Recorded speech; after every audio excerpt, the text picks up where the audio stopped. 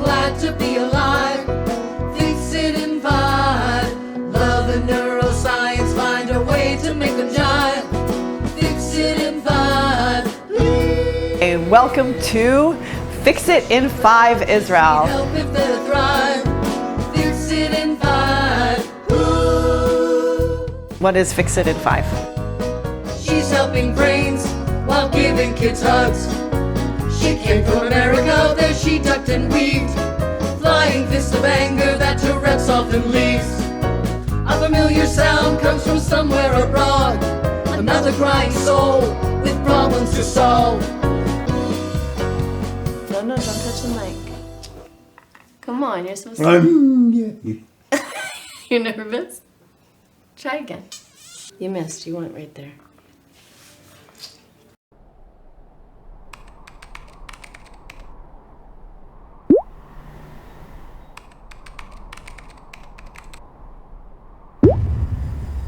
And are you okay with me going someplace where missiles are dropping?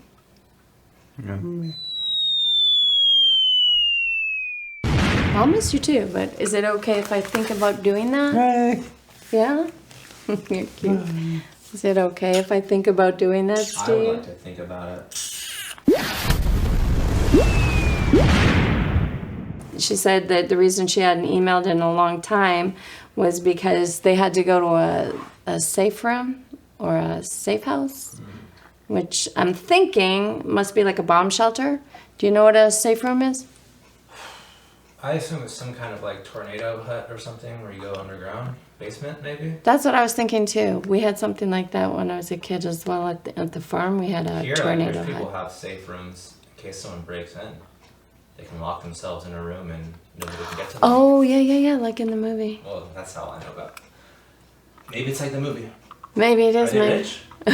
No, they're not rich. They're challenged.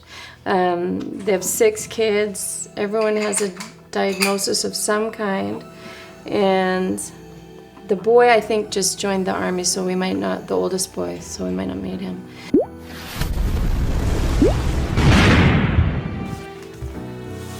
Hi Lynette, I'm Sarah Leah, and I'd like to talk to you about helping Shmuel and some other members of my family. Shmuel's 13 years old. He was diagnosed with autism when he was 5 years old. When Shmuel gets upset, when things don't go exactly the way he wants or anticipates, he throws things and he can hurt people. He can get violent. Shmuel got upset about something that had happened, probably with the computer, and he started to pull my hair, and then he's very strong. He dragged me from one corner of the house to the other, and he proceeded to kick our glass doors in our kitchen while he was holding me down, and soon they shattered all over the floor. The babies were screaming. I was trying to stay very calm because if I would get upset, Shmuel would get more violent. So finally, after being that way for an hour and a half with my head pressed to the floor with glass all over the place, 4 policemen with two shotguns came in, and Shmuel was so scared that he let go of me, and one of them was saying rather insensitively in front of my 11-year-old daughter, well, he can't live here anymore. His behavior has gotten very difficult. And there are times that I just am so scared that he's going to hurt my family, especially my babies. When he gets angry and they're there, I'm really worried that he's going to pick them up and throw them. And the recommendation has been made by the welfare department that, he shouldn't be living at home anymore. Do you think he should be living at home? And they're going to be very happy if Shmuel doesn't bother anybody and if Shmuel's just, calm. He has a great personality, he has a great sense of humor, and I know he has so many abilities, but there's so much more in Shmuel that I feel can be brought out, and I don't feel that the schools that he's in now and anywhere he'll go afterwards has the ability or knowledge to bring those things out of him. I have another child who asked me a while ago if I was happy that I had Shmuel, that if I was happy I had an autistic son. And what's ironic about this, and if somebody would have asked me before I had Shmuel, would you like to have an autistic kid? I would have said, no way. That's not me. I do other kind things for people. I don't work with people with special needs. That's not me. And I really hope you could come, and I look forward to meeting you, and I hope you can help us. Thank you very much. All right. We're going to Israel. Mwah!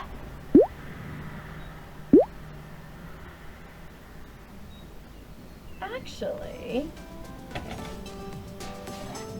you're coming too.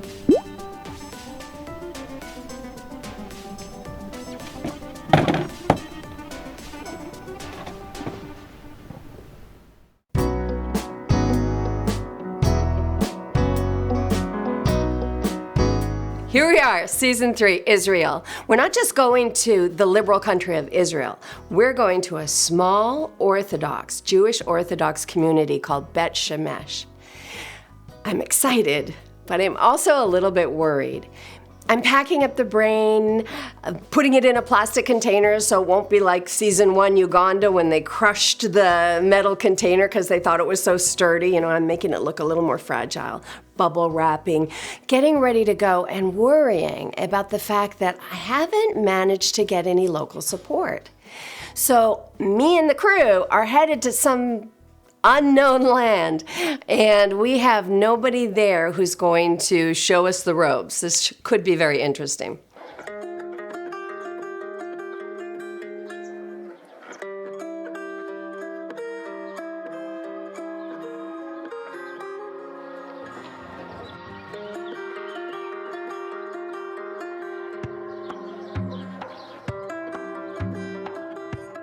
I get to the airport. The Israelis are known for being very thorough with their security, and they lived up to their reputation. They're examining the brain, and I have the little brain inside the big brain, and they think the little brain's a bomb inside a big brain. And Relena's with me.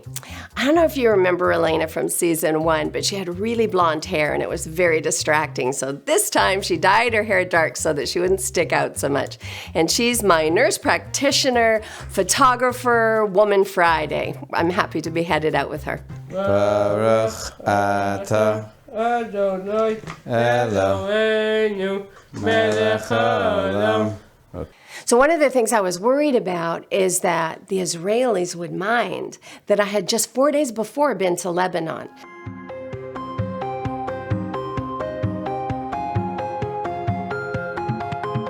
But they looked at my paperwork and made sure that everything was safe, and they didn't seem to care, so that was good.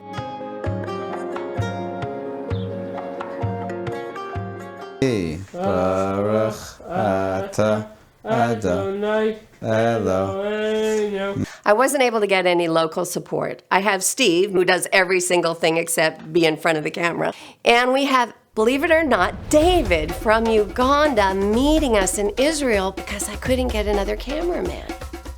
So it's like a reunion. I'm pretty excited to get to the airport and say, hey, David. I don't even see them. Oh, there! Hi, hi! Look, better than Uganda. No damage. We actually landed in Tel Aviv, and I'm looking around and trying to find my way, figure out where the rental cars are. Okay, rental car. Do you know where? There's this aloofness, this lack of support or help from the people that I'm talking to. Excuse me, do you know where we go for the rental car? Rental cars, to pick up rental cars? Yes, but you can read that sign better than me. So we're really just sort of floundering around trying to find our way. Did you understand what she said about the rental car, which way to go? That says rental car? Melech haolam. How's it go? Ami. There's no hotels in Bet Shemesh. I did manage to find a cabin for 3, so Steve, David, and Relena will be fine. The cabin's interesting because it only sleeps 3. So we have 2 beds together, and then we have a bedroom. We need Steve in the bedroom with all the equipment and doing all the work that he does before and after the shoot.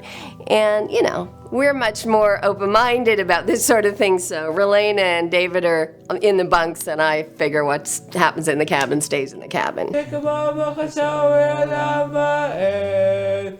I'm going to need another place to stay. So, ironically, a friend of mine in America knew someone in Bet Shemesh, and I'll be staying in her home, absorbing the culture and learning about Jewish Orthodox religion.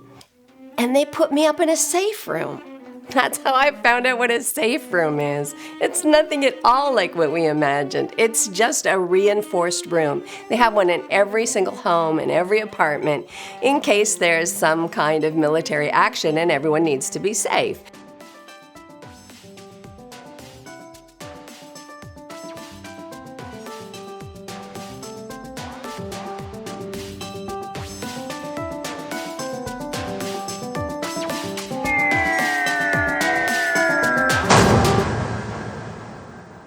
So this is a culture of people who are so prepared and being so careful. This is very different from me. I am much more fly by the seat of your pants. This is going to be an interesting trip.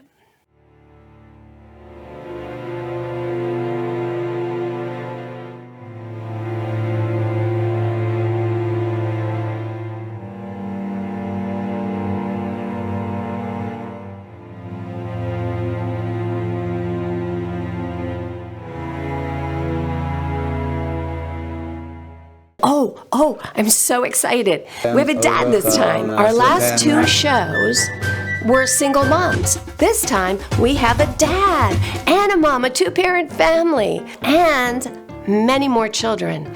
There's going to be a lot more personalities to mesh. This is a patriarchal society. Yeah. So there's a theory about autism among the many theories that autism is like super male in a certain sense. Using a certain prototype, if you will, of logic order has to be this way. So they're like defined pathways for walking. So that usually, even if he wants to go away from it, so then I'm able to say, no, we're not going left, we're going right, which is what we always do. I happen to think, and that's why we never really worked on that, but you do all the hard work. Dad is king, but probably not the one at home doing the work. This will be interesting.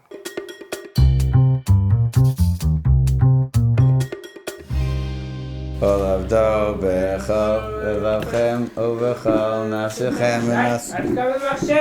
not gonna go on rush. We call this day zero. I'm gathering information about the culture, learning from the family that I'm staying with, looking at the community. And the guys and Relena are over visiting and getting some footage and getting some questions answered so that when I meet the family tomorrow, I don't know as much as you do. It's an important part of my technique. There's never a first meeting twice. So the very first time I meet that child, I do not want to have any more knowledge than the pitch video shared with me. I want to see that child with unprejudiced eyes and have no expectations of what his behavior or his sounds or words mean. Don't want to put it on? Okay. Rearranging the furniture. That's the problem. So we moved it a little. He has a really good memory. He has a super memory. So he was saying a lot of the prayers. Even though he doesn't know what he's saying, he was saying a lot of the prayers that he knows by heart.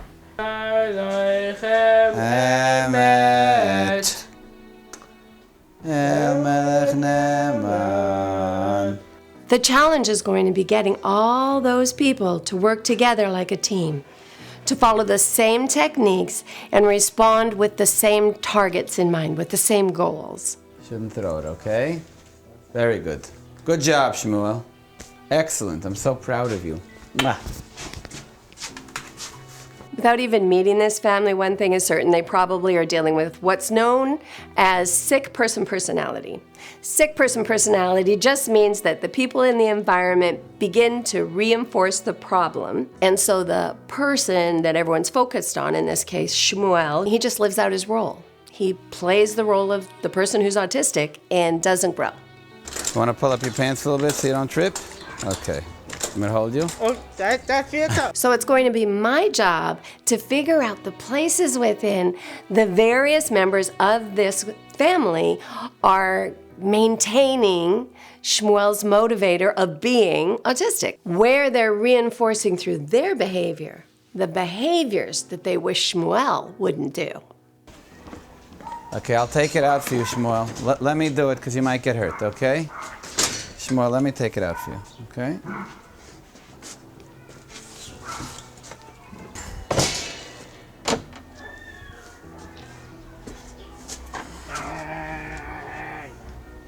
Oh, there's no A-ing. Let's see, I know it dropped here before because when I was moving it. And when you have a core person with challenges in any group, hospital, ward, group home, family, everybody gets beliefs and behaviors in response to their belief and behavior. They sort of become the core, supporting all the spokes of the wheel. So each spoke, which is a human being, reinforces the strength of the core.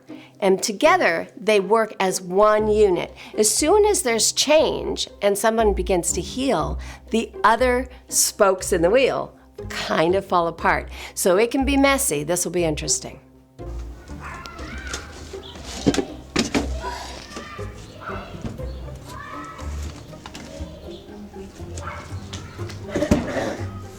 See?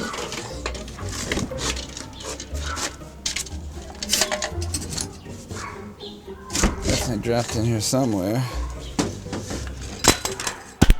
Things around, and this shit wouldn't be safe because it's a missing bar. Okay.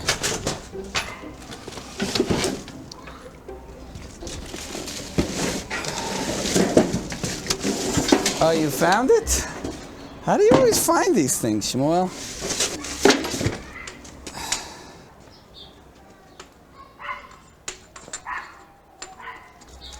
Careful. Okay. You like jumping? I'm gonna hold you. Oh, that's it. That's all. I love you. You love me. One of the things I'm really excited to discover is whether or not the dad knows that his son is probably copying him, trying to grow up to be like him. I honestly have never found a family that understood that that was true, and yet it's always true. Your child with autism is seeking to grow up and be like the adults in their world, just like a neurotypical child is. Many of the behaviors, in fact, that are blamed on autism are actually because of this confusion, this copying confusion that exists out there in the world. That's the problem. So we moved it. And when I'm annoyed, I'll just scream at him. Well, what you're modeling is screaming and yelling and forcing and pushing. So when the child starts to do that stuff, everyone says, it's autism. Instead of saying, oh, they were paying attention, but they only paid attention to the parts that were exciting and enlivening and scary that woke up their brain.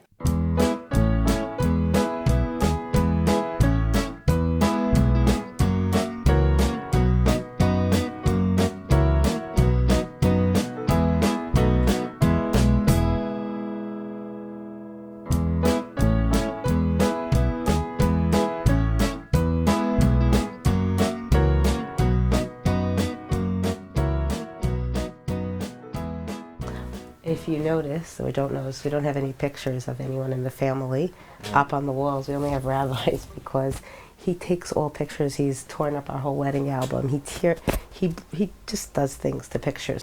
So for some reason, like rabbis, he loves. Photos of rabbis. Yeah, so then we have them all over the house. I'll show you one in particular. Okay. This rabbi. Want to go on Queens or PBS Kids? The name of this rabbi is the Chafetz Chaim, and I don't know why, but Shmuel's always been obsessed with him since he was a little boy. But like all the pictures, we have so much in our house that's hidden because we have to hide everything from him because he breaks it. So for example, this he broke, and when he gets mad, he slams over and over and over. So this is broken. This whole thing, if you see here, my husband's repaired it many, many times. What about the doors in there? This is my daughter's room, and he has taken these doors off so many times, and my husband's fixed them so many times. And he just broke her mirror 2 days ago.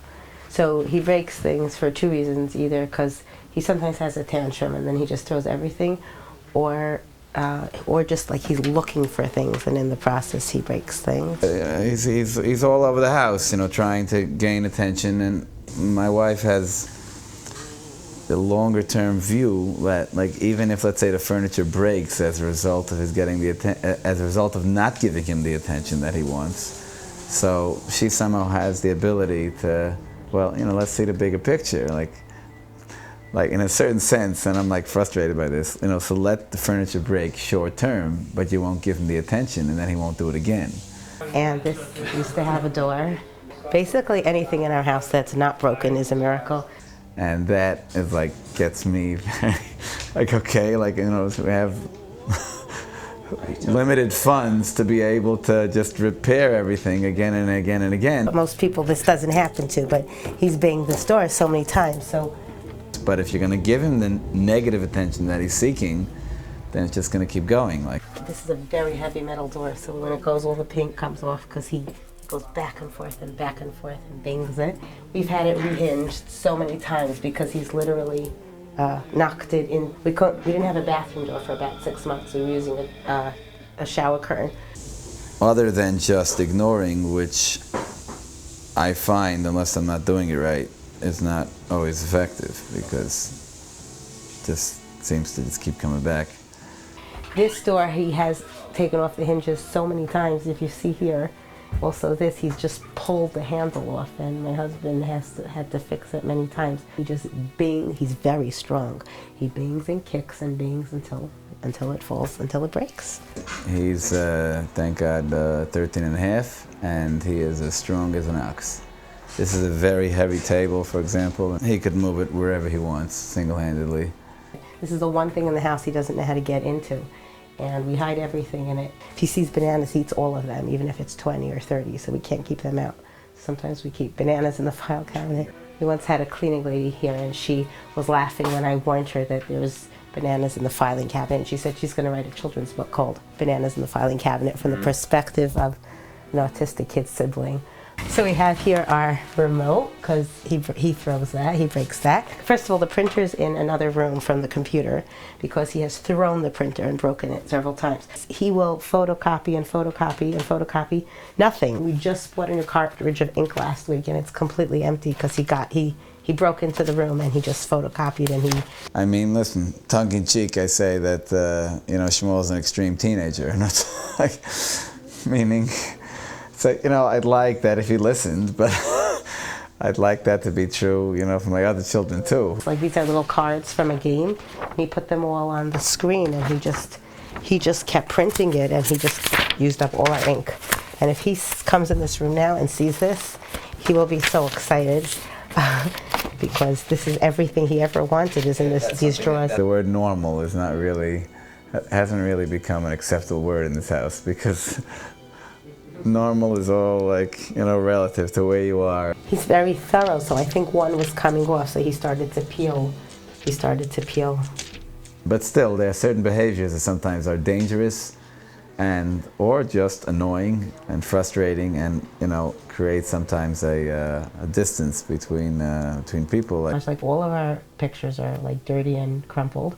And sometimes he gets in the mood and he just tears them all up. So that's why we hide all our pictures. Shmuel seems to bond with us in different ways, like throwing off my glasses, sometimes hiding them, throwing off my kippah, my head covering. That he saw a reaction, and he likes the reaction, so that's the way he bonds with me. That's one possibility. One day, out of nowhere, we don't know why, he suddenly just completely tore it apart, and he threw all the pieces away. We saved it because it is his favorite book, and maybe one day he'll want to read it again, but we hide it. So I would like ways for that, to be able to stop him from doing that. We tried many, many different techniques. This is years ago. Okay, I think so. I can't blame everything on him. Shmuel has broken this so many times, and we have to always keep it locked because otherwise, again, he's going to let it go all the way in. Sweet. I think a lot of the reason that he does things that he does is because he's bored. He goes around bothering everyone in the special way that bothers them. He knows how to bother. Like he pulls off my husband's kippah, he pulls off his glasses. He's having, we never have these times. My husband's just giving him his full attention now. So. Put it in the... When I walk down the street with him, when he does whatever he does, and people stop and stare, it really doesn't bother me at all.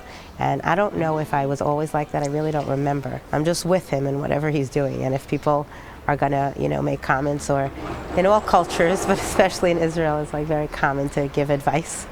We've had terrible incidents where, where he's like dropping feces all over the house and runs around with stuff all over him. So we're hoping she could help her with that. It took him many years to be trained. He wasn't at all trained till he was 10. We really tried everything. So that's one thing we were hoping she could help with. And also, like my daughter here, who's sick, she's his second mother, and there have been many people who have said to us, just send him away already. And she said, if he goes, I go. I mean, we all really love him and we care about him, and we really want him to be able to live at home. We actually had an incident once. It was a terrible incident where he took me by my hair and he dragged me from one corner of the house to the other to the kitchen. The kitchen, there's glass doors, and he had me on the floor. I was on the floor for I think 3 hours with my head down like this, and while he was holding me, he's very strong, so while he was holding me down like that, he was also, I'm sorry, I'll tell you why I did that afterward.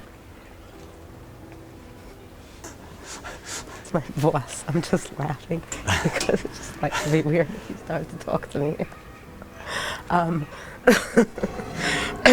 Anyway, so while he had my head down like that, with his foot, he was banging against the glass doors in the kitchen, and he completely smashed it, and there was glass all over the floor. My head was down. I was completely powerless. I was in his I wasn't home. I was at my work. husband wasn't home, and my two babies, who were maybe 1 or something, they were both screaming because they were terrified. I saw anytime I said anything, he would just strengthen his grasp on my hair, and it really hurt. I mean, he dragged me from one corner of the house to the other. It was very painful. So I had my daughter call an ambulance. The next minute I know there's 4 policemen here with guns, and they burst into the house, and he's sitting there naked on the couch. And the first thing they did is they freed my hair from him, so I was able to stand up. And then they just said, he can't live here anymore, send him away. First it goes backwards, and then first it goes backwards, and then it goes forwards, and there's no need to A. Okay? Good? It was about to happen. It wasn't such a good one. The backing up the car. Always, without fail. We don't know why. A lot of times only with me. Like, it could be, so cars are supposed to go forward. So when it goes backwards, it's like it's breaking his world. Oh, first it goes backwards, and then it goes what? Oh. That's right, so you don't have to A. It's good, right? Sometimes we were walking around the block and a car would go backwards, even though it would eventually go forward, and he would just go down on the floor and tantrum, kick feet. Oh, the truck is backing up. There's no A-ing. First it goes backwards, and then it goes forwards. When you came in? Oh, first it goes backwards, and then it goes forwards. So there's no need to A. I feel like he's putting on a show now. In the morning, he gets really upset. Well, if I don't respond, he's just going to keep going till I say something. I'm hoping Lynette will help us with that. One thing I've learned from this being the 3rd season of Fix It in 5 is that every family, the autistic child included, behaves for the camera. They change who they are. They put their best foot forward. They gather because I'm there. People who wouldn't have been home are home. Schedules are shifted around.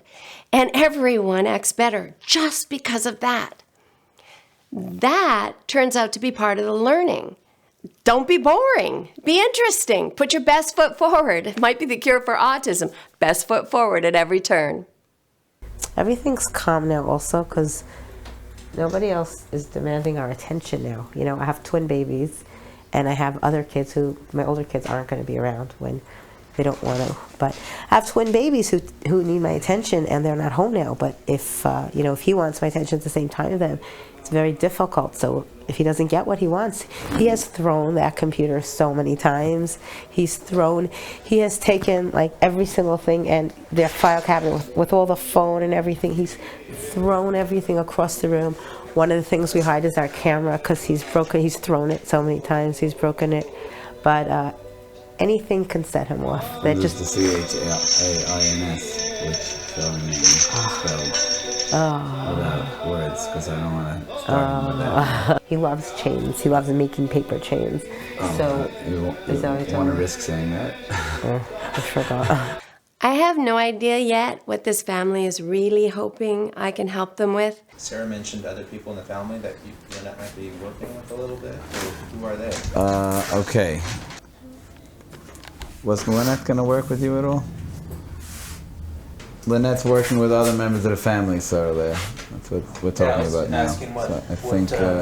So Bracha, it's just kind of ironic that she has the flu now. But Bracha's she's only 12, and there's always something hurting her. And so we were hoping Lynette could help with that, because one of my twins, he's very rigid. They don't diagnose OCD at this age, I understand that. But there's a certain rigidity which made me nervous that when he gets older, how he's going to function if he gets so upset if every single thing isn't exactly the way he wants it. So, and then there's some other things which maybe she could help us with. She said she would do off camera. Okay. I feel very honored because this is a culture and a family that doesn't really want to put themselves on show. And yet they're so motivated for their child that they are willing to invite us in. It's a patriarchal society, so it's important that I create enough change in the father's thinking so that it cascades down into the rest of the family and stays solid after I leave. Lynette's coming. Lynette's coming. It's fixing? Lynette's not fixing anything. Lynette's coming to play with us.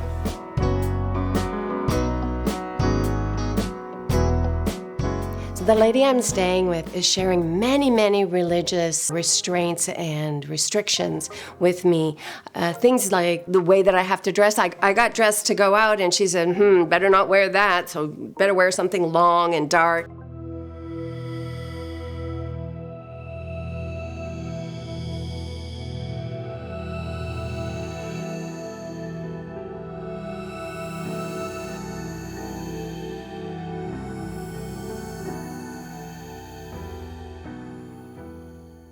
This family probably, given all their ritualistic restraints and rules, they've probably evolved into what's known as scripting, because that is what rituals are. That is what traditions are. They're doing stuff according to a script.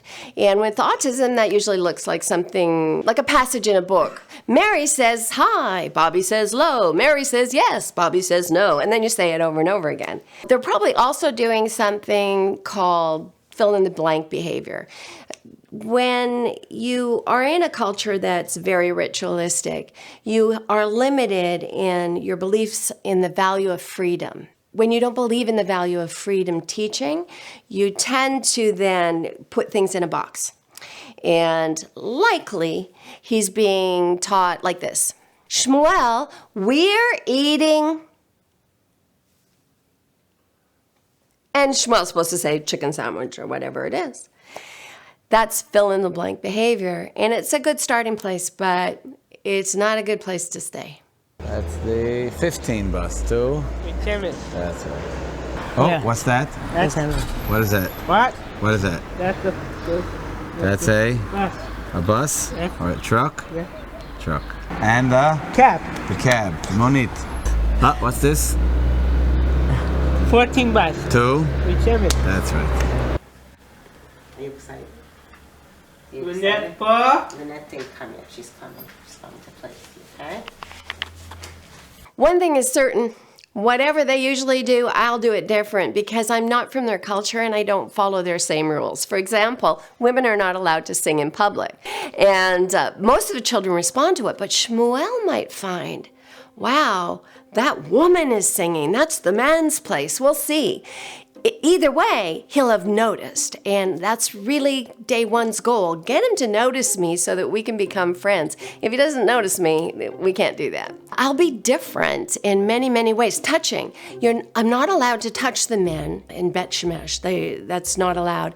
But I use touch to tell emotional state, to tell sensory integration problems, to analyze whether or not they're making a friend out of me, whether they're comfortable with me, whether they feel defensive with me. Touch is very important for me.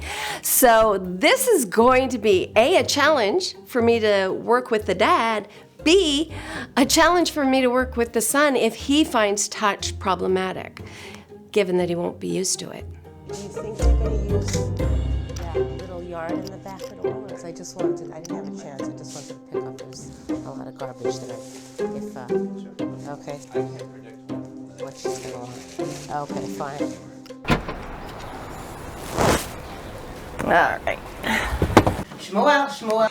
I have to risk a revolt without creating unnecessary tension or resistance. And what I mean by that is when you embrace a culture, but at the same time ask them to change things, you're always kind of pushing on some of the beliefs they have. Stop. Shmuel, stop or it's going to break. Remember? That's how it broke them. Last night he had a huge tantrum. Where's the cameras now? Their religious doctrines, all religious doctrines, create a setting or a foundation for the beliefs that they then hold. And those beliefs become the reinforcing beliefs to the challenges of autism.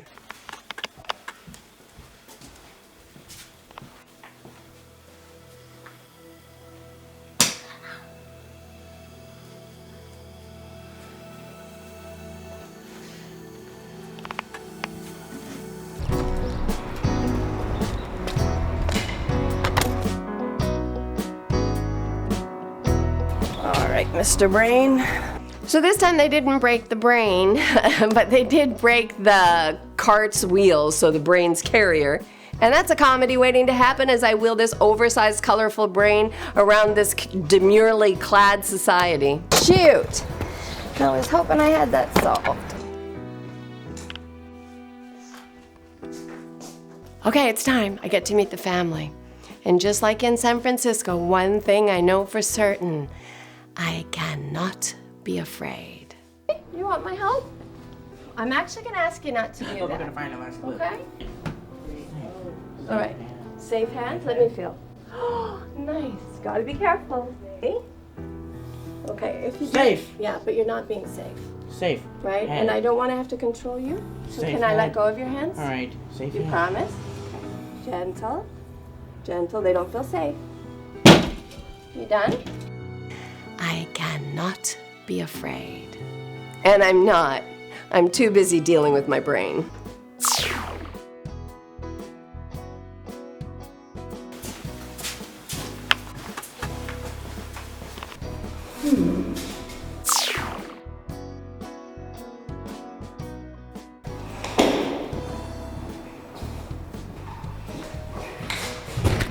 That's a garage. And in this case, all those goals apply to a lot of people. So it's not goal one, make a friend, gain trust from a person. It's goal one, make friends and gain trust. Find the motivators, the interests, find a way to blend this big group.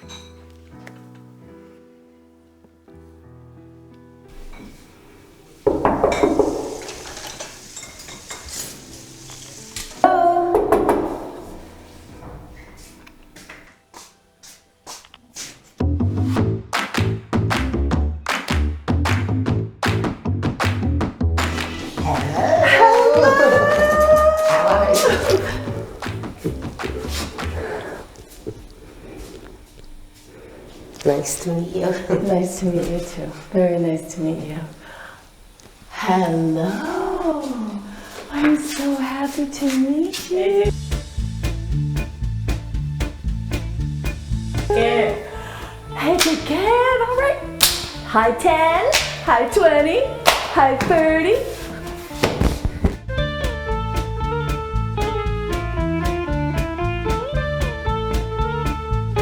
High 40. Can I hug you? Awesome. This is great. You want to hug my back? Oh. That smells good. Does it smell good? Here, smell it all. Oh, can I smell yours?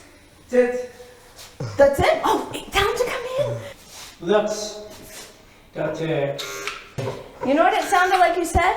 It sounded like you said, looks doctor. So it's going to take me a while to understand all your words.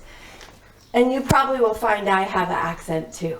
But we'll figure it out, okay? Now, should I take my shoes off or on? On. Then they stay on. Thank you for telling me what's the right way to go. This is awesome. Lynette's coming? I'm Lynette. Lynette. Shmuel and Lynette. Shmuel and Lynette. Shmuel and Lynette will be the best friends yet. And the moment I start singing, he stops playing with me. Cultural problem number 1. And I would like to meet your sister. Maybe you can help me. Oh, all right, we'll wait for the bathroom. So I get him back by putting him in the expert role. I ask him how to pronounce his sister's name. What's your sister's name? Waha. Waha? Are you laughing at how I talk? This also allows me to include her in the day's activities. Okay. Waha, nice to meet you. Are you tired? All right, my darling. So, did your mom tell you that you and I are going to hang out and play for 3 hours? Is that great? It's great, isn't it? And did your mom tell you that I brought special computers to play with? Oh, she told you? This is going to be great. This is going to be great. Now it's time for me to fish around and see what captures his interest while creating a connection and maybe stretch him into things he wouldn't normally do. Slippers. Oh, this is great. Pretty with it. Oh, it's lovely. Lovely today. Oh, off. I want to find his ceiling of acceptability. Acceptability for me, what will he tolerate? What motivates him? What's interesting? Where is it fun? Where is it not fun? I want to do all of that without boring the family so much that they leave the room and wait for me to be done. They are my students too. Do you like it? Yeah. Do you really? Do you think I look pretty? Or silly? Pretty. Well, thank you. I think you look handsome. Shall we go for a walk, sir? Hello, people. We're for our walk. I'm pretending. Do you want to pretend? Yes or no? Yes. Let's pretend. Okay. All right, let's pretend we're at a crowd is watching us and we're waving. Hello, people. I'm pretty. He's handsome. Okay, wave. I love this part, this getting to know a child, getting to know a family. Shmuel is so gentle. I don't feel any of that edgy, violent behavior on him at all. He's cooperative. He lets me introduce him to things he's obviously disinterested in. And he's easy to reel back. This is really a surprise. Can I take my shoes off and put the slippers on? Yes. Yay! Turn on the lights. You could turn on. Yeah, go ahead. Ask Steven. In fact, more light is better. Put lots and lots and lots of lights on. Of light. Yes! You're gonna be so handsome. Most of my attention is gonna go to your son for the first part. No problem. Yay! Because we gotta become friends. We gotta get to know each other. The only way to do that is to play, play, play. Do you know what animal this is? What is this?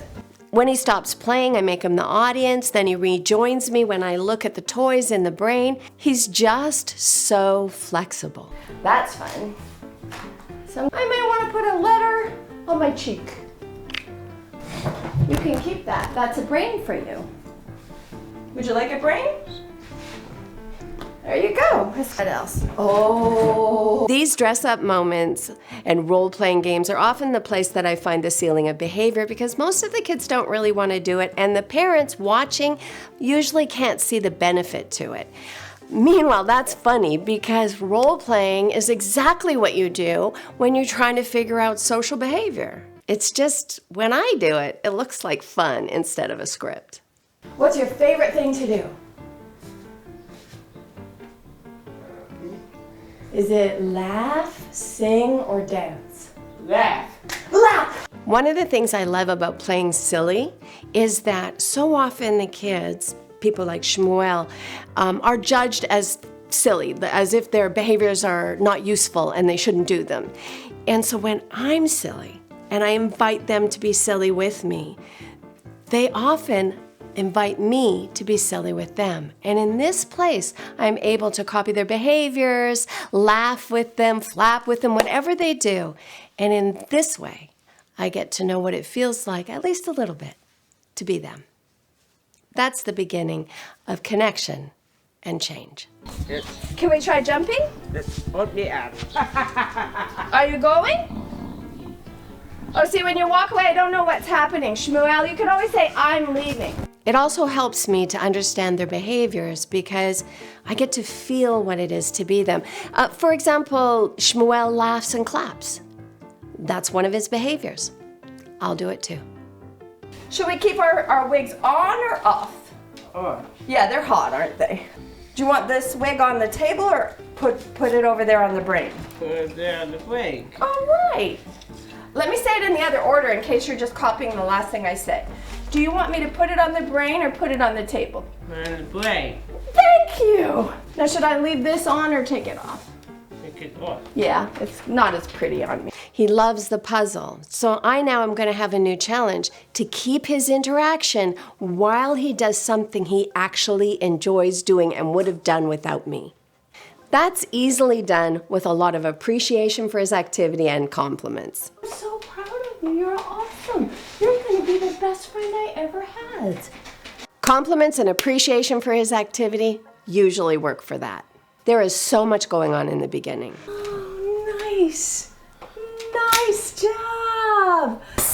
Very good, very good. Should we spell the word brain with stickies? Yes. Yes? Okay. What letter do you need to spell brain?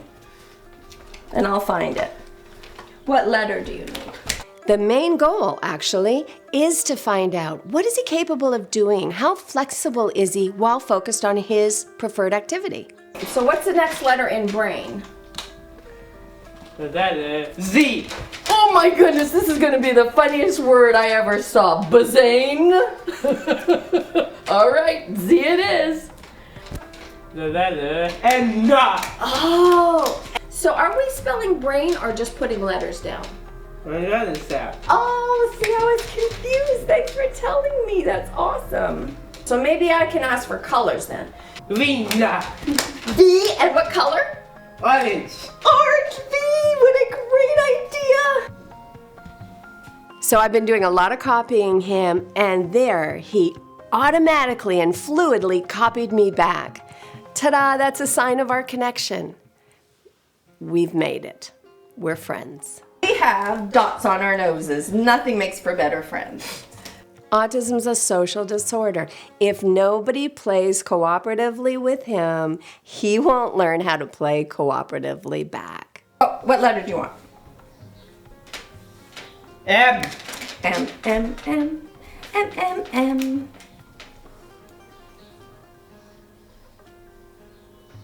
What letter did I give you? Well, the L. Oh no! I'm sorry. Did you want the L? Yes. You did? I thought you wanted the M. I made a mistake. So a common anger trigger is being corrected. When a child is corrected, that's commonly the precursor to a tantrum. It's important that I try different things to see if that'll happen. So I'm working with the concept of mistakes for two reasons. One, if it is a trigger, I want him to learn it doesn't have to be. Two, if it is a trigger, I want to trigger him so I can show the family how I would respond to that. We're going to work on being happy about mistakes. You can tell me if I make a mistake. It's okay. You can say, Lynette, I want the M. What the M? I want to know how sensitive he is, and are mistakes even something that triggers him? I do. So when I have a really good friend, my really good friends, They help me to remember. There's actually what a I third wanna reason do. for this. I want to model for the family, because I'm about to do a lot of correcting of behavior. I want to model for the family that it's okay to make mistakes. And I'm starting with Shmuel. Hey, look, it's a W now because it's upside down. You made a mistake. I'm your friend. We help each other. That's great. Yay! We're the best friends. I love it. I am modeling as smoothly and as comfortably as I can how to be happy with mistakes, that it's okay. You say good job when I get it right, okay? Okay? Learning from each other's mistakes is what friends do. And then I'll ask again. Good job. Excellent. See, I said good job. Good job to me for saying good job. Would you like to see my computers or would you like to color?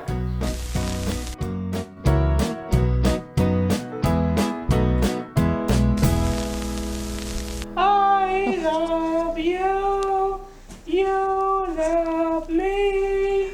We're as happy as can be. With a great big hug and a kiss from me to you. Won't you say you love me too? I love you, you love me. We're a happy family with a great big hug and a kiss from me to you. Won't you say you love me too? I love One more time. It doesn't end. One more time. me. We're best friends like friends should be. With a great big hug and a kiss from me to you. Won't you say you love me too?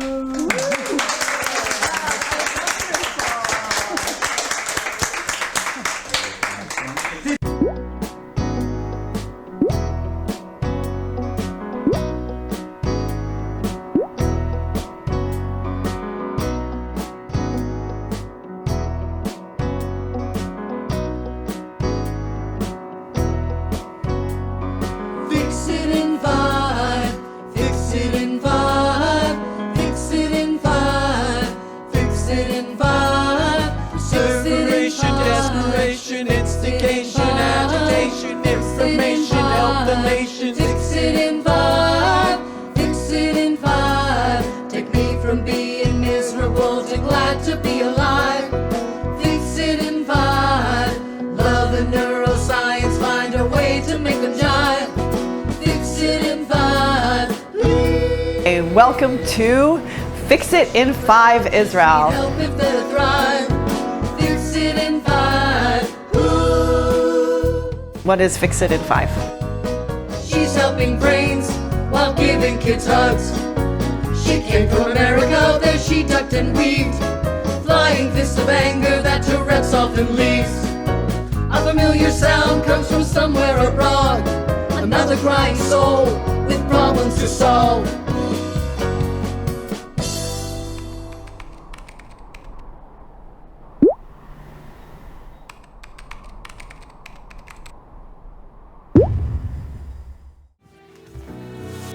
Hi Lynette, I'm Leah, and I'd like to talk to you about helping Shmuel and some other members of my family.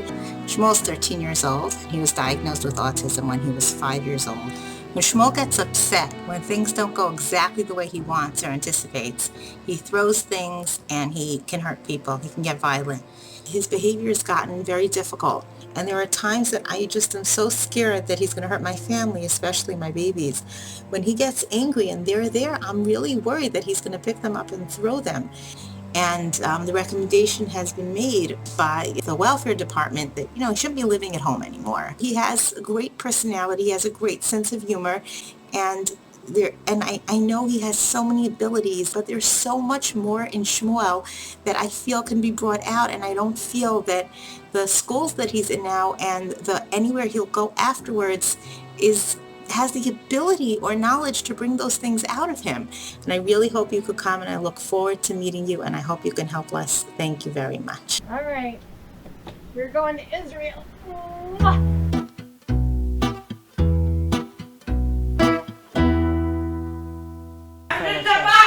That's the problem. So we moved it. And when I'm annoyed, I'll just scream at him.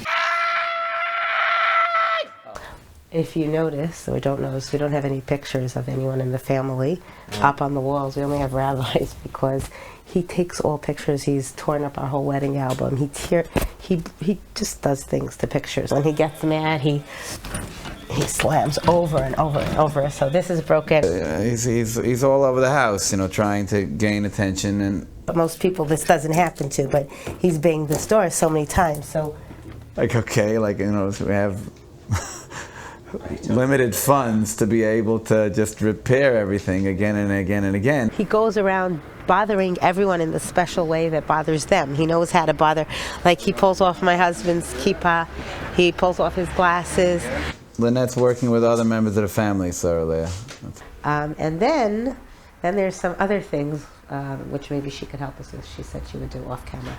This is awesome! Lynette's coming? Told you I'm Lynette's Lynette!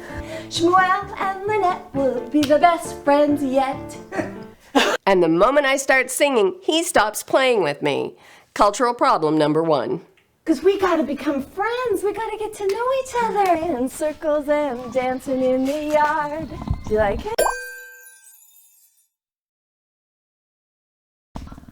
I'm sorry. Did you want the L? Yes. You did? I thought you wanted the M. I made a mistake. Computer is good for your brain. Computer is good for your brain. It helps you think, it helps you talk, it helps you get whatever you want. Computer is good for your brain.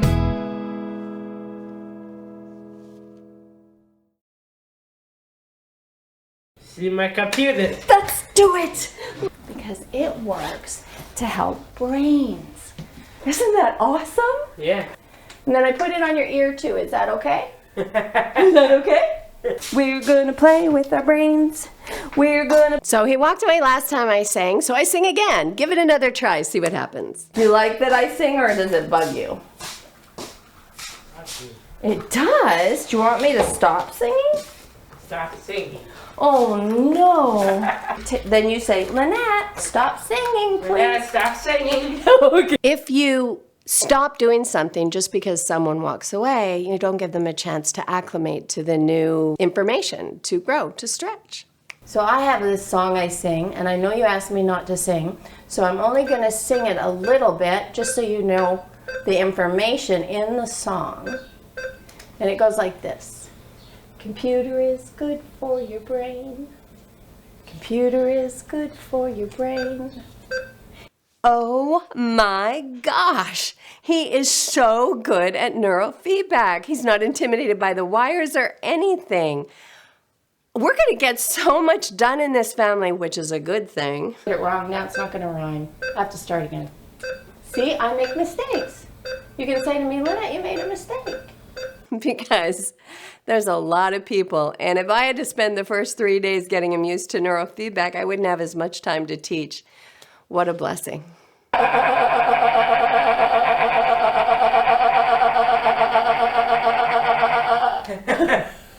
I did it too. That's cool, huh? Oh, do you need to go poop? That's it. You did? You just had gas? Okay. So every time it beeps, you get a little bit smarter. Every time it beeps, you get a little bit clearer. Every time it beeps, you get a little bit easier for you to get what you want. And if you want me to stop singing, you say, Lynette, stop singing in a friendly way.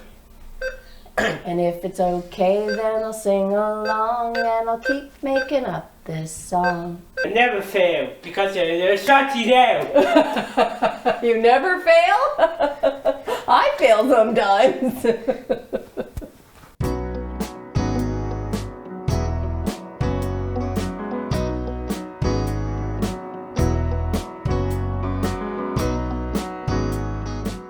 Shmuel, can you show me how to turn on your light in your bathroom, please? I get Shmuel to help me whenever possible. Make him the expert. Get him used to that role so that he feels strong and confident, even when I have to go to the bathroom and I get his help with the lights. Because I know there are some bathroom issues we're going to be talking about. I want him to be okay with us discussing the issues that he's having.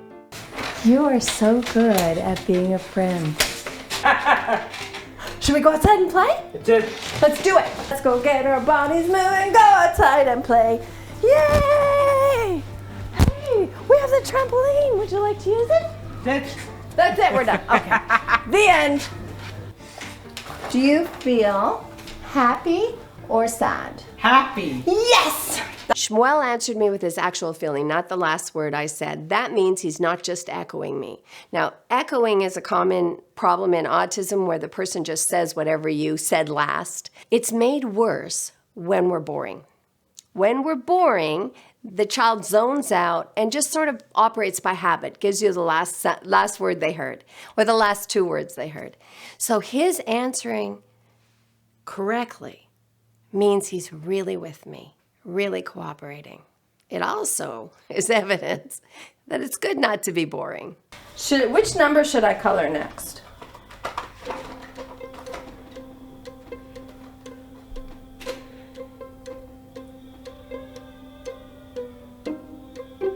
One. Yes! Being interesting keeps the child from zoning out. So if you see the child zoning out, change it up a bit. Be interesting. Don't be boring. Hey, what does this say? If we're not interesting, why would the child be interested in us? The goal of a parent, a teacher, anybody who's raising a child, any caregiver, is to create the desire, to nurture the desire in the child for them to want to be like us. That's your actual job. All right, you were really fast. Did you go pee in there? Yeah. You're the fastest peer. Did you wash your hands? That's what I thought.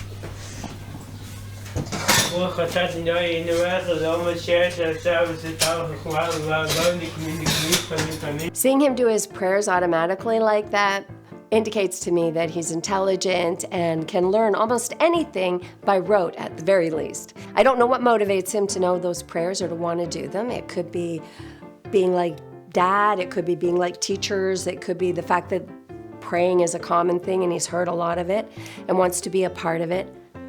But I do know he's doing it. Oh, I asked you a question and we never got the answer. What does this say right here? What's that word? Ladybug. Yes! Wow! Good reading! What's your favorite game? My favorite game is puzzle. Wow! And I brought a puzzle! That was brilliant! Your favorite game is puzzle. You can ask me, what's your favorite game, Lynette? Favorite game is ABCs. Oh, that was a good guess. That's not my favorite game at all. Now this time, you asked me.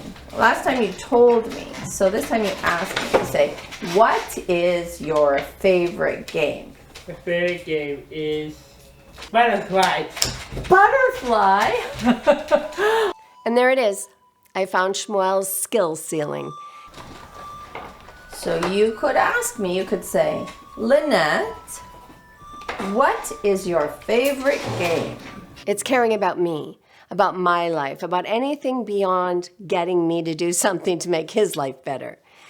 So that's where we're going to work. That's the spot that we need to stretch. Get him to wonder about me a little bit. Favorite game is mastermind. That's you are telling me your favorite. The idea is to ask Lynette, what's your favorite game? So this is how you say it. Say, Lynette. Lynette, what's your favorite color? Oh, that was a great start. Oh, I'm so excited. My favorite color is greenish black. Greenish black. Yes, I love it.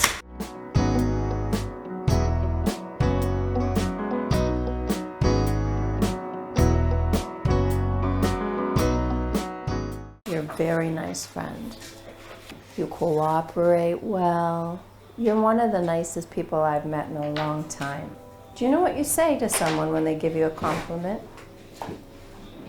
Shmuel, do you know what you say? Shmuel's ripping the paper, and I'm talking with him while I do another activity. This is common in our society. We play cards and have a conversation. He's ripping the paper and we're having a conversation. And that's actually the way to help him have conversations. So don't stop him. Have a conversation. Chatting is the lesson. I want to work on his ceiling. I found it. I want to work on it. I want to generate an interest in me. I want to create a comfortable environment wherein we can talk about things and maybe he'll get interested in me. All right, let's read. What's that word? Also, if you can't chat while playing, you can't multitask in that fashion. You can't grow a sophisticated set of skills. How? Her. Her. Her. Actually, it does. Oh my goodness. What did I do? Do we spell her, H-I-R? I made a Letter. Yeah, I did make a letter. But I made a mistake. Mistake. Yeah, so you can tell me. So you can always say to me, Lynette, you made a mistake. Lynette, you made a mistake. I did, you're right, I did. And now I'm gonna try and fix it, have them ready when we want to color. Do you need to go poo? That's it. You're done? Okay. You can say excuse me when you do that. Excuse me. You're excused, certainly. So sometimes you want to know what I want, okay? So you could say, Lynette, what letter do you want to give me? Lynette? The letter G. That's what you want. Sure. I love giving things that people want. Here you go. And I'm going to put this on my nose because you did another one on your nose, and I like us to be the same. Listen to the sentence. Lynette, what do you want? Lynette? Lynette, what do you want? I want to give you the letter D. Is that all right? Yeah. Awesome! I want you to do me a favor, Sarah, and watch his hands and tell me if that's unusual. There's a slight tremor. Yeah, that's not usual. Sometimes when you play the computer, it uses a lot of the sugar in your brain. So I want you to eat something, okay? You have 5 more minutes to play, honey. And then I'm going to talk to Mom for a little while.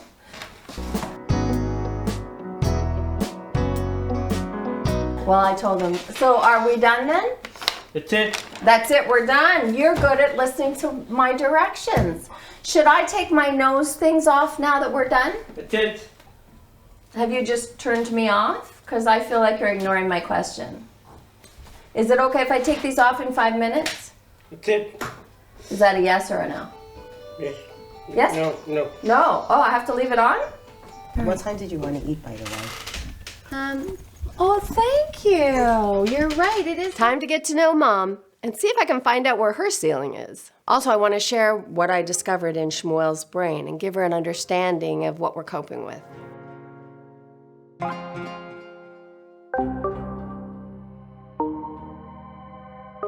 It is so important that I explain to Shmuel that I'm now going to shift my focus to his mother. I don't want him to feel like he's being rejected.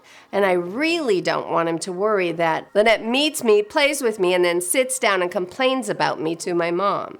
I want him to know that he is a part of this conversation. So I'm talking about your brain, Shmuel. I'm talking about what I saw in your brain when we were playing with the computer. So I'm going to tell your mom about that, but if you want to listen, it'll help you understand how you feel better, okay? When you're bored, you get more slow wave activity. First thing I want to do is share some of the knowledge I gained about Shmuel's brain. He's got kind of an ADHD version of autism. He's got some problems in the parietal lobe. It'll make his body feel a little numb, a little less connected to him. But it's also a location that creates the instruction to the frontal lobes for paying attention, for focus. And he has some problems there. So obviously, he's going to have focus issues. You know, have you heard the term proprioceptive blindness? No.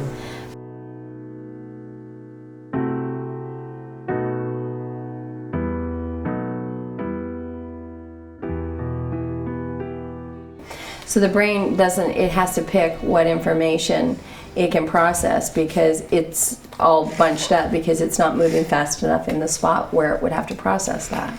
So all this information's coming up through the body to the brain, but it doesn't, it can't do it, so it has to pick and choose. And as it picks and chooses, the extremities become less important. Really, boredom is the enemy, right? Because then you're going to have even more of the slow wave activity. Nothing's stimulating the brain. Nothing's causing it to fire quicker to compensate for this problem. The body starts to disappear even more. Now you really have to do something for yourself to self-medicate, to self-heal. You really have to do something to get that activated. And if necessary, you'll go do something bad because that'll cause a reaction around you, which will be stimulating, right? So that'll kill the boredom. Right? Let's start with what's your biggest problem? Or is that funny? Or should you even be here for that? Try to talk in a way that's inclusive so that even though we're talking about issues and stuff, it's sort of a beautiful thing for him to hear. Okay.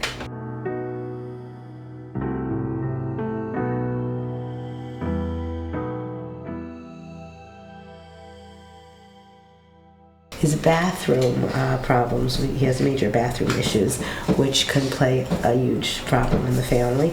He'll still often dirty his underwear. He never goes to the bathroom if he's not in the house. It's always at home. He saves it for the house, and he'll dirty his underwear, and then he doesn't clean himself. Shmuel, when you put poo in your underwear, is it because you like to, or because you can't tell it's time?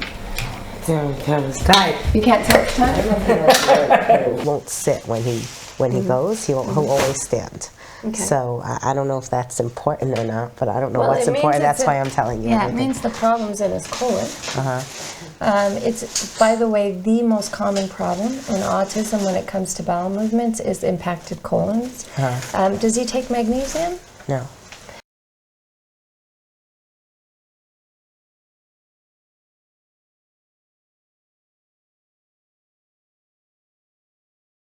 And is there an unusual smell, or do they smell just regular? They smell the regular, lovely smell. The regular, lovely smell. These are good things, though. This means it's mostly behavioral and sensory, right? And sometimes I send him someplace to sleep for a few nights, and if it's 4 nights, he won't have a bowel movement for 4 nights. He will only do it in the house. Yeah.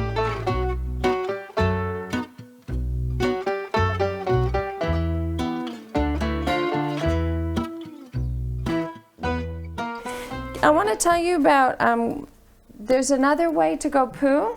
When you sit down on the toilet like this and you put your head down like this, it pushes your tummy just as good as the way you're doing it. And then you can rest. I cannot tell you how common it is for somebody who has autism to end up wanting to poo standing up. And if in other environments people are having a problem with him doing it that way and he doesn't have another solution, he's going to withhold. He's going to try not to go until he's at home. There are times where it's flaky. When it's like that, okay? So the water's, all the liquid is coming out of the bowel or out of the stool, and it's this dehydrate, it's like a rock. You can get really sick from this. He's actually keeping himself healthy by finding a way to move his bowels through his colon. Usually there's some kind of movement like this that helps get everything working. So he's actually solving a problem, and they're creating one if they try to make him do it different. So taking away his solution for some socially appropriate, why should there be a socially appropriate way to poo anyway? Get out of my bathroom. Don't be watching me, right? I think you just want to create a world that says that's okay. Shmuel, do you know if you don't have enough magnesium, it's hard to do your duty, but it also makes you feel nervous and anxious sometimes. One of my sons had a real hard time with his poo for a long time. It was a long time. No doctor ever told me about the magnesium. He was in a lot of pain. And he started taking magnesium and he was able to go to the bathroom all the time. Then we got a new problem, but that was just how he sat, and some would go in the toilet seat, one problem at a time. Computer is good for your brain. Computer is good for your brain. It helps you think, it helps you talk, it helps you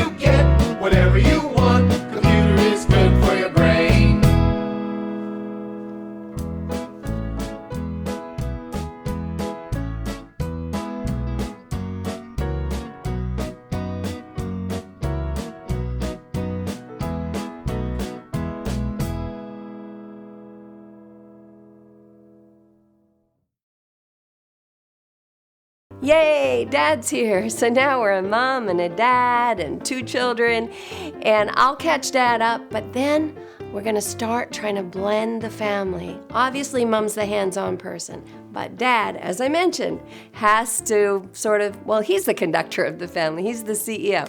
So he needs to understand what it is that we're going to try and accomplish. Maybe I can find his ceiling. So we were just at the point now where we were talking about that there's some bathrooming stuff that's an issue, and I asked him a couple questions about that. Do you need to go to the bathroom? Do you need to duty? Yes. I'm trying to get him comfortable with me talking about it is all. So that maybe we can get somewhere later. Oh, you want me to show it to Lynette? Let me see. Okay, I should read it? Yeah. Okay, so when I was homeschooling him, we had to take him once a week somewhere. So I made him this book, which unfortunately got a little bit rude, but he loves it. Let's see if I remember. First, Shmuel goes to sleep. Then Shmuel wakes up and gets dressed. Then we go in the car. No. Then what's the word? Cab. Oh, then we go in the cab. Then you play with the lady. Then we go to the store for lemon ices. Buy some. For what? To buy some lemon ices. To buy some lemon ices. Yeah. And then you get on the bus and you sit quietly. And then you get bamba. Lovely, thank you. Each one of these things not to be taken for granted, and not anymore. Oh, right. Each one of those steps was a very big deal if he actually listened. Straight to the bus, straight home, on the bus, in the cab.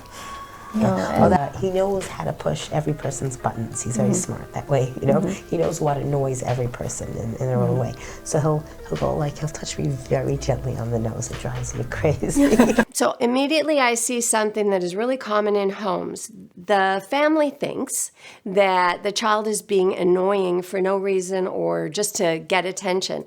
But what they don't realize is the child, in this case especially, is actually using their behaviors to communicate. Here we have Shmuel listening to us, as I've invited him to do, and he hears them talk about how he deals with the lights and constantly turns them off. And I said shutting the fire, shutting the light, closing the door, opening the door. So he goes and turns the lights off. That's another thing. I love that you're listening. Thank you. Thank you for showing us that you're listening. It's good. When Mom says he takes the kippah off, he takes the kippah off. You see, he's trying to act out what he's hearing as a means of communicating inside the conversation. We actually need the lights on for the camera. Can you please put them back on? As soon as I explain to him why we need the lights on, he goes and turns them on. Another level of conversation. Interaction. It's perfect. When they get annoyed by the very behaviors they're cueing, the child deals with their annoyance when they participate, and so they cease to participate. So the very thing the parents crave so much, which is participation and conversation, is actually stopped by their trying to teach the child not to do what they're actually cueing them to do. Keep listening. Maybe you'll think of something else cool to do. Go on. Now, remember that story that I said on the video? I also told Stevie yesterday when the police had to come, when he was dragging me from. After that, we put him on medication. The medication might be why I'm not feeling that very tense edginess you usually feel when somebody has a history of violence.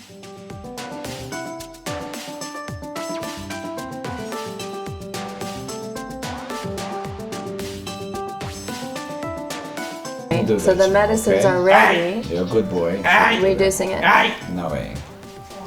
We can, with the neurofeedback, we can teach his brain to operate in a better space in the first place. Sometimes we have to take him places, but it's So what happens? It's close Tell to me a story. impossible. You know, sometimes, like whenever we have doctor visits. You know why I need you to keep that on your dad? Is because we can't have him on camera without it. It's part of your culture, so I want you to leave it on his head, okay? Thank you. We want to be able to show people how to help all kinds of wonderful kids like you. You're going to listen to Lynette and leave Abba's keep on? No egg. Okay, so I am seeing a lot of reinforcing behaviors by the parents. So they're reinforcing the autism or the difficulties. Bracha, you okay?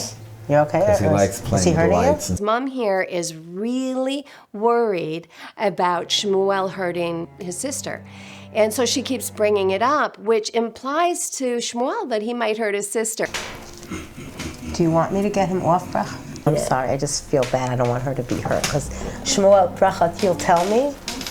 You sure? Okay. So everybody's now aware that Shmuel might hurt his sister, and this can cue Shmuel to hurt his sister. His behavior is I'm sorry, he's hurting her.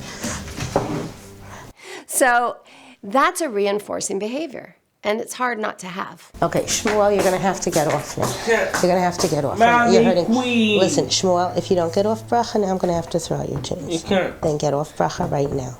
Okay. He's warm. You want him to stay there? Okay. Just he loves like when he feels like he has gas, which he does often. He loves like going really close to a person, sticking his tush in there, or whatever, anything. So he just did that to her. So she's not going to ignore it, you know. So he gets a wonderful reaction when he does that to people. So he does it all the time. So I love the non-reaction, but it's not quite enough. The non-reaction just sort of, maybe it doesn't feed the situation, but it also kind of doesn't correct it. So it kind of leaves it hanging out there for them to grow out of it. All right, so yes, you want it to be that there is a non-reaction, but actually find a motivator that turns the behavior. He has gas, he wants to fart on his sister's going to have a reaction, that makes it even more fun, and he has the feeling of gas, and he goes to his sister, and she has, okay, so we have that. So if she just doesn't react, there'll still be part of her going, oh man, when is this going to end, right? There's a part of him finds it fun anyway. Gas feels funny when it leaves your body, it has smell, it has its own reward.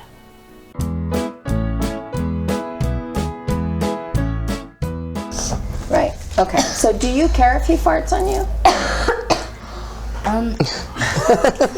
It's gross because like whatever, but like I'm used to it. It's like a child. Like if I had a choice, either here or here, I'd rather here. You do have a choice. So here, there's three choices. There's let him fart on your nose, get him to fart on your leg, or get up and walk away. So, but I will show it to you, okay? It's a style of walking away. You fully explain. You don't go, ooh, you don't do anything with your energy. You just stand up and say, actually, that looks like you're going to pass gas in my face and I don't like that. And you go somewhere. Now, the last piece of this technique is there has to be a way for him to have a better relationship than that one. There has to be an answer. There has to be what could happen instead that he would like. So the last part of the technique is, or the relationship building, is to tell him a better way to relationship. He likes like that I copy him when he does. Like we jump on the couch that I copy. This is great. Okay, it looks like you're going to pass gas, so I don't want that, so I'm going to walk away. Or we could both pass gas. Go ahead, pass gas. Okay, I'll go first. I can't. I'll make the noise. The next time, never do it 3 or 4 in a row because now you create a new perseveration. You go, next time you go, I don't want to play the I pass gas game. What's another thing he likes to do with you? See, we're keeping it related to what he's caring about. Then we're shifting it to he gets to have a relationship with you that way. Right? So the explanations are the place that you speak to his intellect. When he was standing over there, or great that you're listening, I saw that you were listening, and you know, we want to speak to his intellect. We don't want to say something like, see? I just said it, now he did it. Of course, he's trying to say, I'm listening. So the way out of these kinds of games for you will be to talk to him like he's his age, and he understands, because he does. He's quite smart. Oh, can I give you an example? Remember I was... Oh, let's show it there. Okay. You know what? You might need to do a duty. Why don't you go to the bathroom? Because that's kind of gross for me when I'm eating and stuff. I don't know if you like doing that on your sister, but can you do me a favor and go to the bathroom to pass your gas? Yes. Please, can you go to the bathroom to pass your gas? Yes. I'm sorry, what did you say? Yeah, can if you have to pass gas, can you please go to the bathroom? Yes. You might have a duty come out. Can you can answer me. Remember what you can say to me? You can say to me, no, thank you. No, thank you. Okay, thank you. So,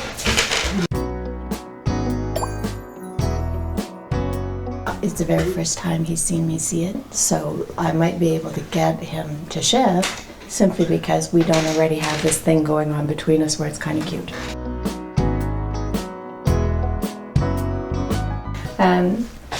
when he took it off your head. So I did that long example. You know why I need you to keep that on your dad? Is because we can't have him on camera without it. You know, where I'm trying to get him to where he considers the environment, considers the whys and the wherefores of a thing. Right. I actually remember, oh, you forgot.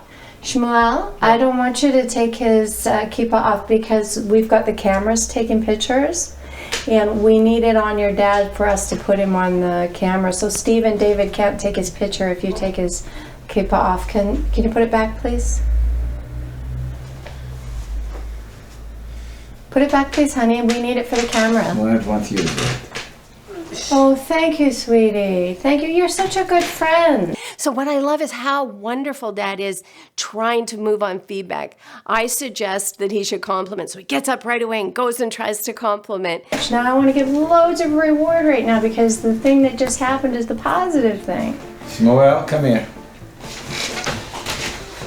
But he's uncomfortable in the role. It's not the normal roles. Shmuel, you put off his kippah back.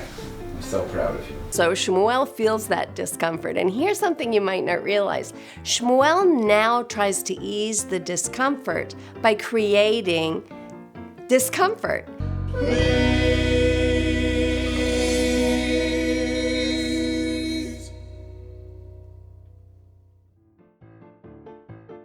Big huggy. No, don't chalash. Chalash. Chalash, you're hurting Abba. You're hurting me. He hurts his dad. He squeezes his hand. That's a known routine for them. So because of that, there's comfort in it. Okay, no. A big hug. Okay, and thank you for putting back my kippah. You have to let go, okay? I'm starting to see some of this scripting behavior I was expecting to see. And it looks as if Dad says no A-ing as a signal for, we're done now. Wow, thank you so much. No A-ing. The one style versus the other, right? So if I give the whole explanation, then we have a new teaching. So I'll do it quick and go to one. Then that teaches the intellect. And that, Shmuel, could you turn off the water because otherwise the water is going to waste. Okay? And also we can't hear very well. We can't turn off the water. Please turn off the water so I can talk to Lynette and Emma can talk to Lynette, okay? Thank you so much. It's so much better for us. No A-ing. I'm so proud of you that you did that. And please don't squeeze my hand because that hurts me. I love finding the problem right away. The ceiling is definitely explanations for Dad. That's definitely a tough one. When I find the problems right away, I can help. This is so exciting. That's good. So the difference was the first time when you said it was it'll waste. Does he care if it wastes? Probably not, right? Who cares? You care. Well, why does he care if we talk? Well, we're talking about him. He likes attention. Maybe he likes what he's hearing. Let's just pretend he understands. And wouldn't he want you to be treating him in this way? Wouldn't he think that sounds pretty cool? It would be a new responsibility. It means the expectation's going to be higher, and there's ways where you'd want to fail too. Classy, I can't hear Lynette talk. Okay, so this is a great example of where if we do the same technique repeatedly, it'll stop working. Because otherwise what he's just learned is if he's noisy, we'll now give him a full explanation, and now that's the new game. So now we need to add something.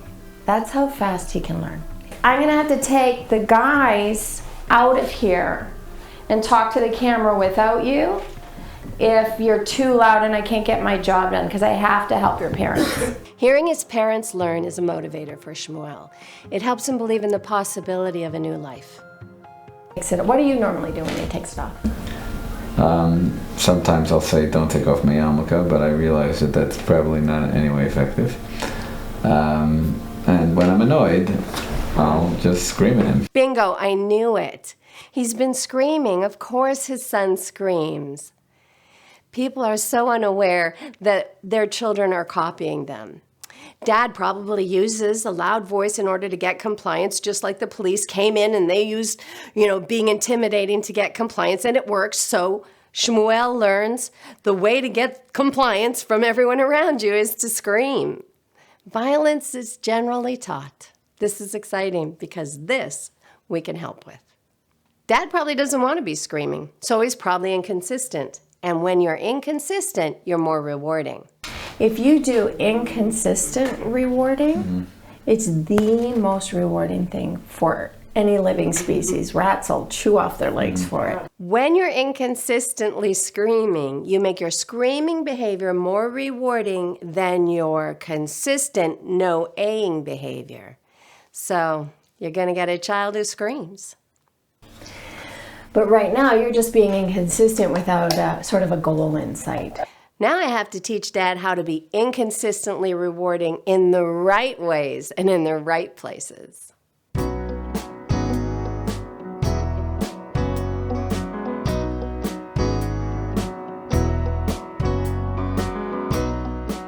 There's an expectation that you have that is a very low bar.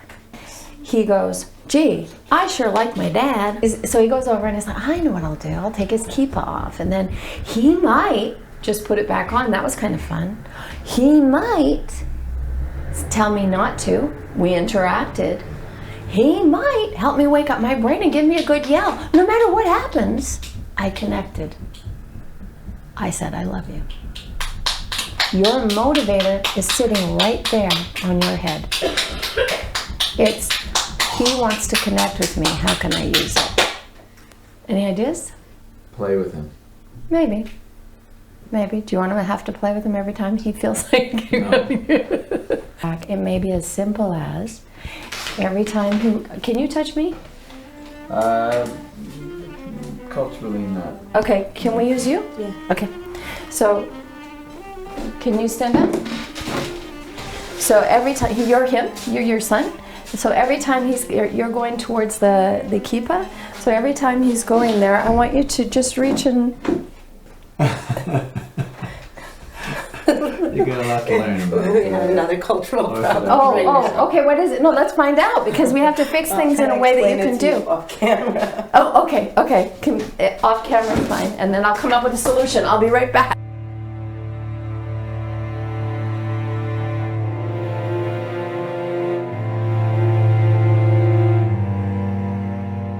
So I'm coming over and you got a sense that you're looking over that way, but you can feel me coming. And I'm going to go like this, and what are you going to do? I would need my kippah on. Would you like me to... You can even do it before you talk.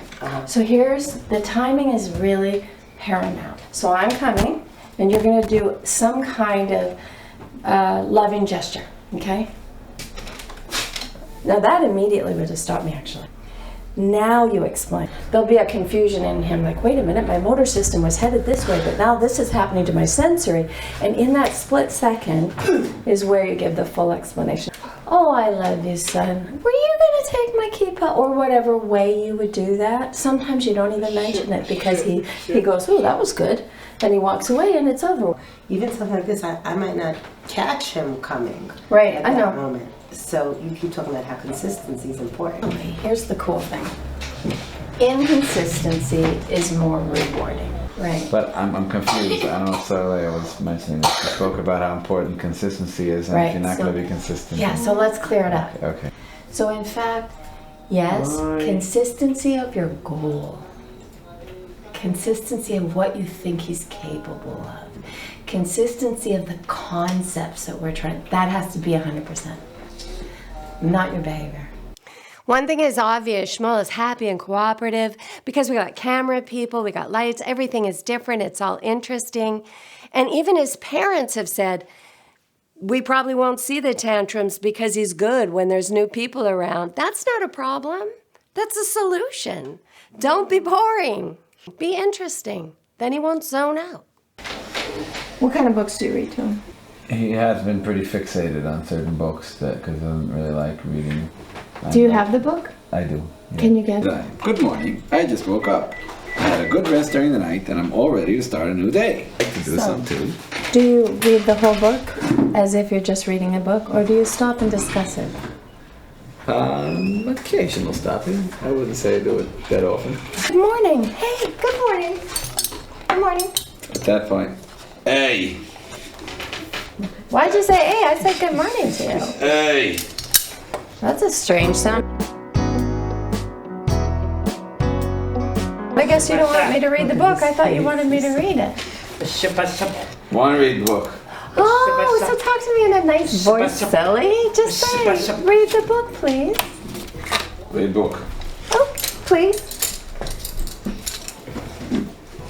Oh. Please. Oh, thank you so much. Okay, so let's read it. The conversation between the two of you is the goal. The book, the puzzle, the cards, the paper mache, whatever you're doing is just the vehicle to get there. Where was I? Oh yeah, I was at good morning. Oh, you forgot to say good morning to me. Good morning. Come on, say good morning. I'm having a good morning. Look, the sun is shining. I clap when I think something's good too. Good, good. It's a great morning. Hey! Wow, that's really strange. I'm gonna put the book away. Did you notice what I'm doing each time? Just sort of dropping my energy and making it, the yell is making this stop. The thing that I see him as motivated for. Do you want me to read? Would you like me to read it? Yeah. Did you want me to read it? You can say yes or no. No, what? Oh, no, okay, I'll close it. Thank you for telling me. So the point is to turn, the book's the excuse to interact. My messing with the rhythm and messing with it by adding conversation is not what he wants. He wants it to go exactly according to routine. Now, often this is misunderstood and people look at that and go, see, you have autistic people like routine. Do it the same every time. Be scripted. And I'm like, no, he wants you to do it exactly the same so that he can either just play along and not grow, or so that he can, in this case, be over at the computer ignoring us because I'm not messing with the rhythm. So remember your goal.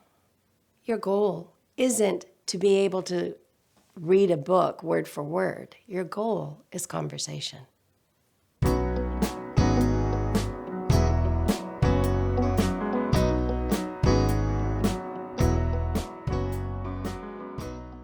The book's the excuse to interact, especially when he likes to hear the story. Right. If you're constantly doing Stopping it. and Right. There's kind of a ruining of the story that you're doing. Now that ruining's worth it, because a ritual is not useful to you. In fact, less routine is better. Okay. No, I'm just a little confused because That's okay. You're supposed to be by today. quote unquote normal people also like routines because it gives them a security in what to expect. You know, whether it's the fork on the left as opposed to the right, or you know, for some people it's chicken every night. So the fork on the left as opposed to on the right.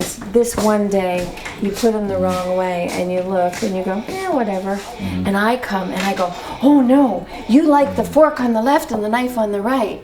Because I'm worried that you're gonna have a problem and we didn't get the routine right. What am I teaching? To be nervous about it. Right. So when we think, they're autistic, they need routine, we have to do it the same. If we don't do it the same, guess what? We're teaching autism. I feel myself fearing the immediate consequences of the change of routine. So. Oh, wow. I love this dad. Like I said, it's a patriarchal society.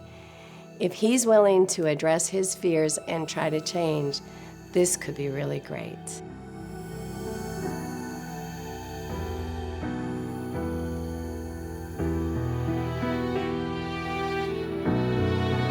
It's like, I don't know if this is at all relevant, but I'm gonna wait for the bus, so there's always a song and a dance. He runs away, this is great. I chase after him. Well, he knows that he's playing with me. So it's his game, right? Yeah. It's his way of connecting with No, you. I don't mind that, even though it's exhausting, but I know I'm not able to play with him that often during the week. But what we're not doing in this game is taking him to independence. So now let's think about that. So what's usually true is freedom teaches. Do you think he would like to cross the street on his own and get on the bus by himself? The rules as of now is that we hold Abba's hand when we cross the street. We have a little jingle about that. I don't want him to get used to crossing the street on his own because he's not careful about it. If you are thinking inside yourself, I don't want him to get used to crossing the street on his own, what you're not thinking is, I want him capable of crossing the street on his own. You want to use his desire to control. He has a desire. He's controlling him. So you want to use that desire to get him independent. Yeah. So it's just a little, I don't know what to say, frightening, a little overwhelming. Yeah, right. Do you think that it's more because of diagnosis?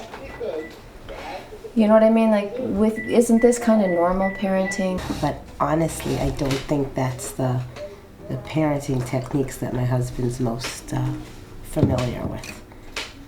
I think my husband struggles with, or even the idea of just explaining to a regular child why they're doing something. Let's go there. When a neurotypical child doesn't get the explanations, they get them somewhere else, right? They get them from a book, they get them from a story, they get them from their friend, they get them from the teacher.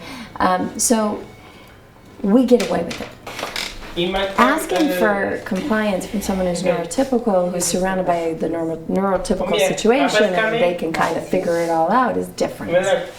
He can't do that. So he's all those places where a neurotypical person would be learning and figuring that out are not available to him. So instead of reducing the amount of explanation, which is what so many therapies do, I say you have to up the amount of explanation because he needs more. Even though Dad's being a great student and so motivated, what is still really missing are explanations. If I'm going to discover Mom's ceiling, I might have to understand the culture a little better than I'm understanding it simply from talking to the lady in the home I'm staying in. I think I need to talk to the Google gods. Brain rot, ask the Google gods. How do you fix that?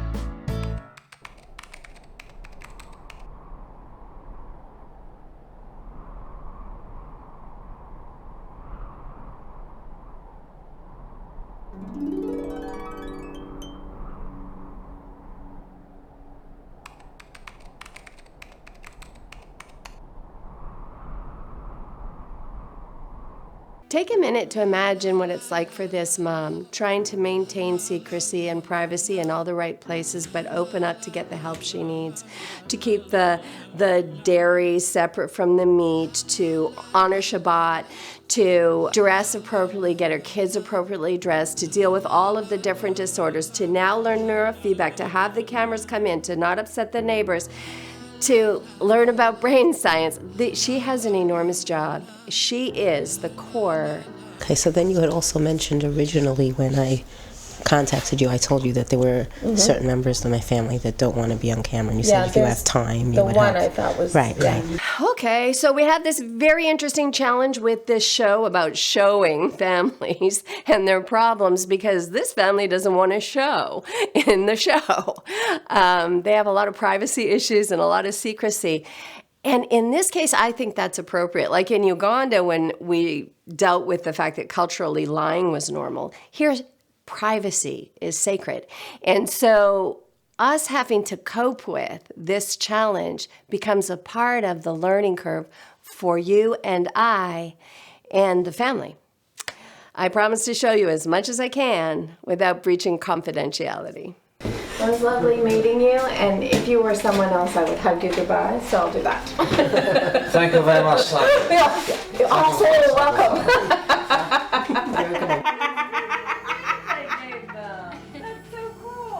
And hopefully still give you good TV.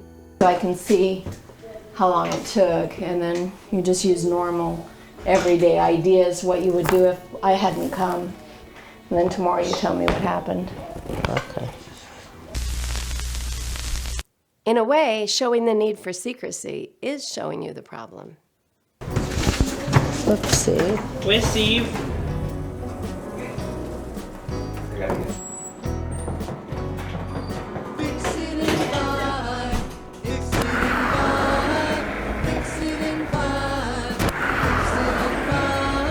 Separation, desperation, instigation.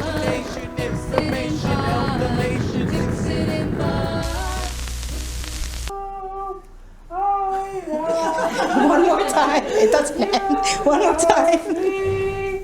We're best friends, like friends should be. We've got great big hearts, and please let me tell you, won't you say you